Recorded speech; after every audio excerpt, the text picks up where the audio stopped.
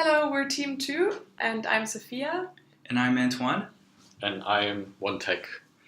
Before we detail you our mobile application, we would like to start with the explanation of what the traffic light system actually is. So the gc02 app design module assessment is fully based on coursework. And for the coursework, students are divided into groups of 3. And these are each supervised by one TA. So to make sure that groups are on track with their work and to be able to provide help when groups are struggling, a group TA records weekly feedback, and this feedback can also be reviewed by the lecturer. Currently, the feedback form is based on a Google Drive spreadsheet with the following information to input. The aim of our project is to create an app to make the feedback input easier and more intuitive, and the app would then also be able to share feedback with the students. So the requirements for our app can be divided into functional and non-functional requirements. The first functional requirement is that the app displays personalized information for each user depending on the logged in user type and also on the user ID. It can identify specific groups and show feedback for a specific group, and all information is stored on a cloud-based database.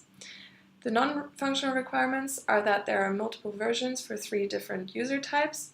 The feedback must be based on a 4-point traffic light system, so on a color-based system, and the app must function cross-platform. So now we would like to talk about the backend, and the first noteworthy thing that we would like to explain is the underlying database that we've used for our application, which is MySQL, and the programming language that we use to interface the application with the database. The second noteworthy thing that we would like to talk about is the fact that we have implemented 3 versions of our application using a centralized data transmission from the database. The third thing is we have, for purposes of performance and greater maintainability of the code for future consideration, ascertained the relevant data using filtering according to a specific user ID. The database that we're actually using is the very popular Microsoft Azure. This database provides a number of advantages, such as a close integration between the database itself and SQL, allowing us to easily query the existing data using SQL. Pertaining to front end, we have strived to develop an application that provided personalized information for the 3 different types of users. We would like to say that we developed the front end so as to be able to enable the 3 different types of users to have quicker access to more detailed information and to be able to insert complex feedback using a simple feedback input method. Now that we have explained the underlying design principles of our application, the procedures and its main features, we would like to present you with a live demonstration of our application. So first of all, we're going to log in as a TA to show the TA version. And here we can decide if we want to log in as student, TA, or lecturer, but it has to match with the login details stored in the database. So this is the main TA view. So here you can see the feedback overview of groups. This is the student feedback overview. The TA can see his struggling red groups. Press on the group to see an overview and comments. He can press on red students and choose a specific student that he wants to see.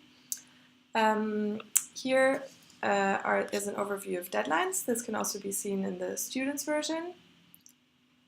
On the feedback tab, the TA can see the groups that he is supervising and their stage, which is marked here. So a TA can click on a specific group and see their feedback overview for all the available weeks. If the TA wants to add feedback, you can click Add Feedback, choose a specific week. As you can see, the feedback input is still empty at the moment. So if we click Save Now, an alert window pops up to tell us please fill in all fields. The same happens if the contributions don't add up to 100 or if there is already feedback in the database for that week. So let's input some feedback for week 4. Let's give the group a good performance, a comment with great work, and some individual student comments.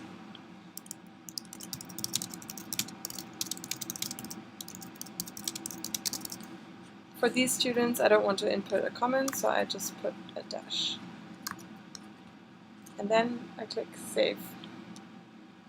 So now we can see the feedback that we just put in here on week 4. We could even click on more details to see this comment that I just put in.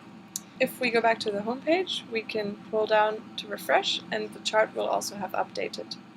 The other tabs are the Contacts tab and the Profile tab. In the Profile tab you can log out and also change your password. So if we log out now, we can log in as a student. If we log in as Andre, whose group just got a feedback, we can see this is the student overview chart. The profile and contacts page will look the same as in the TA page, except that the contacts page shows the teaching assistant's contact details. And if we now go on Andre's feedback, you can see that he sees his own week 4 feedback, and he could also click on more details to see the comment that was put in for him.